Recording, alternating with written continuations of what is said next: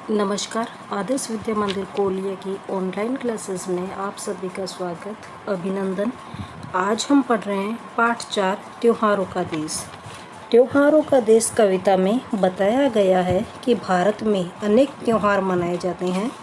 यहाँ के लोग उत्सव प्रिय हैं।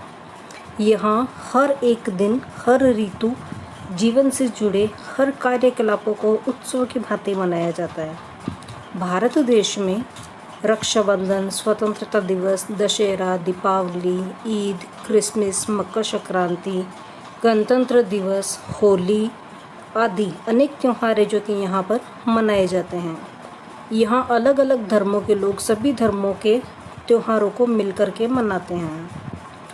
हमारे देश में विविधता होते हुए भी यहाँ पर एकता के दर्शन होते हैं। तो आइए अब हम इस कविता को पढ़ते हैं। आधी कविता हमने पढ़ ली थी, इसके आगे की कविता जो हम आज पढ़ेंगे। आता है हर वर्ष दशहरा, होते खेल तमाशे हैं, दीपावली पर दीपदान, फुलझड़ियाँ खिल बताशे हैं। धूम धड़ाके और पटाखों की कैसी भरमार है, त्योहारों का देश हमारा, हमको इससे प्यार है। तो इस कविता में कुछ कठिन शब्द हैं। सबसे पहले इन कठिन शब्दों को हम जान लेते हैं। दीपदान, दीपदान का अर्थ होता है दीपक जलाना। फुलझड़ियाँ, फुलझड़ियाँ का अर्थ होता है आतिशबाजी का एक प्रकार जिससे सितारे निकलते हुए प्रतीत होते हैं, उसको कहते हैं फुलझड़ियाँ।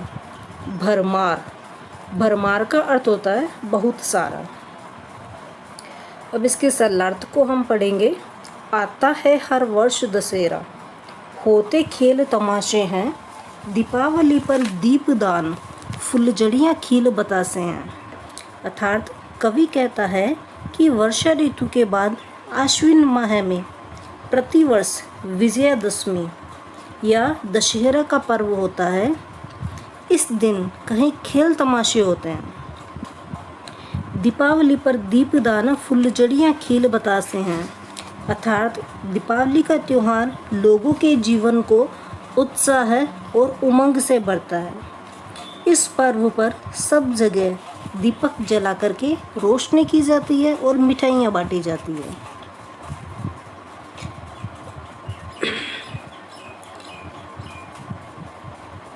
धूम धड़ाके और पटाखों की कैसी भरमार है, त्योहारों का देश हमारा, हमको इससे प्यार है। यहाँ पर विभिन्न प्रकार की आतिशबाजी और पटाखे चला करके अपनी खुशियाँ जताई जाती है। धूम धड़ाकों की इन आवाज़ों से दिलों में खुशियों का संचार होता है। ऐसा हमारा जो त्योहारों का देश है जिनसे हमें बहुत ही प्यारा है। अर्थात हमारा देश त्योहारों का देश है और हमें अपने देश से बहुत ही प्यार है। आगे है, भाईचारे का संदेशा ले ईद मुबारक आती है, मीठी खीर सिवैया सबके मन को भाती है। इसमें कुछ कठिन शब्द हैं। भाईचारा, भाइयों की तरह रहना। संदेशा यानी कि संदेश। मुबारक, मुबारक का अर्थ होता है शुभ। सिवैया, आटे से बना हुआ एक खाद्य पदार्थ होता है, उसको बोलते हैं सिवैया। मन को भाना यानी कि अच्छा लगना। आगे देखिए, भाईचारे का संदेशा ले ईद मुबारक आती है। आपस में भाईचारे का संदेशा लेकर के ईद का पर्व आता है।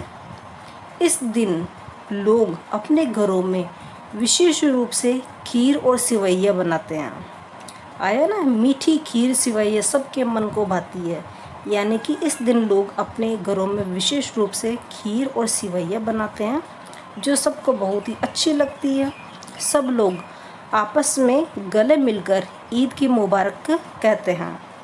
यह त्यौहार आपसी भाईचारे को बढ़ाने वाला होता है। अब आए इसमें कुछ कठिन प्रश्न। 2 प्रश्न आपको करने के लिए मैं दे रही हूँ। उन दोनों प्रश्नों को आपको कॉपी में करना है।